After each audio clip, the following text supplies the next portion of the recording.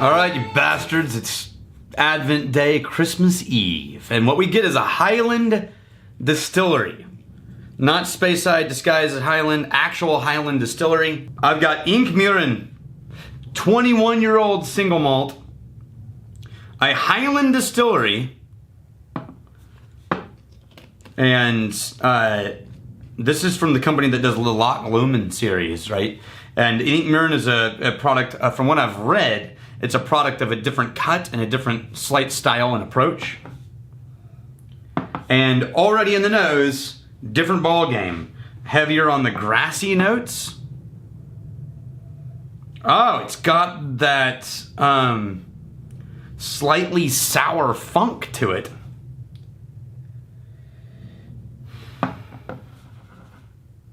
This is a whole different ball game. We're ringing in at 45.2. In theory, this is a Sherry Hogshead Cask 407 from Secret Spirits. So that means the people who made this calendar, Jonathan and Cindy, simply selected an Inchmurrin cask. 21-year-old Inchmurrin cask. Man, can you believe that? 21 years, man. That means I was living in Texas, about to move to Fort Wayne, Indiana. And they put this whiskey into a barrel. It's a different era, my friends, different era. Rock climbing Daniel, 5 earrings, 2 on each ear and 1 up here in the top. Wearing Gramici pants, which no one watching this video is gonna remember Gramici pants, I'm betting. But they were a rock climbing brand that made khaki looking pants for rock climbing. And Prana, not Prada, Prana baseball cap, still had hair. That's when they put this in a barrel.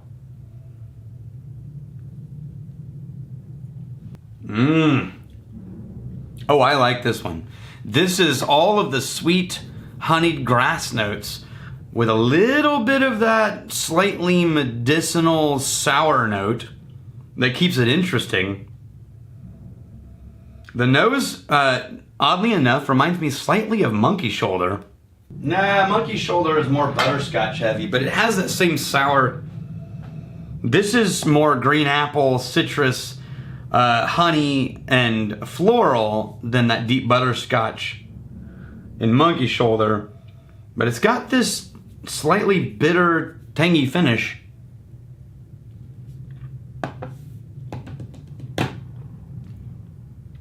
Oh, it's good.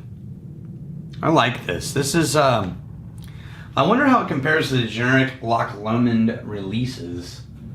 Okay, this is the first time I've done this, but this is the Inchmurrin. See, the whole time I was drinking this, I thought I recognized that name. And I shouldn't because it's a rare release, but I actually have an Inchmurrin 12 from the Loch Lomond company. Let's see how that compares. Ah, okay. Now that makes sense. So the 12-year-old Inchmurrin you can get from Loch Lomond, which if you have Loch Lomond in your area, you can get that bottle. Take the Loch Lomond 12 and add to it more sherry cask finishing. A little more fruity, a little more raisin, a little more plum. But fundamentally, it's the same whiskey. The 12 is a little more bitey.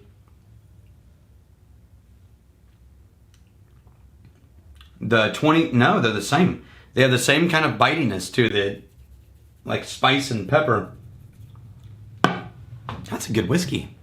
I'm gonna add a little water. I'm gonna keep these separate. That's the 12, this is the 21. A few drops to that last bit right there. And it's Christmas Eve, my friends. Now, my wife's family has a tradition on Christmas Eve, which is Christmas Eve soup, which is essentially a variation on clam chowder. But every year on Christmas Eve, you bake biscuits, bread rolls in the oven, and you have a pot of essentially clam chowder with their own special family recipe added to it. And everybody just sits around and eats chowder and hangs out on Christmas Eve. That's the tradition in our family right now. What I like about Christmas Eve is it feels like the time to have the calm before the storm, where you get together for all the reasons that holidays bring you together, but there's not the chaos of trash and presents and kids yelling and running around. It's Christmas Eve. Christmas Eve is the calm, peaceful version of Christmas Day. And I like that. I much prefer Christmas Eve to Christmas Day. It's just more my style. And so by now you're with family, or you're in the family in their town, they're in your town, you're getting ready. So here's to all of us who are saddling up and girding our loins for the onslaught of Christmas Day. Until tomorrow, may your crazy stay this side of legal, and may you return before we have time to miss you. Cheers.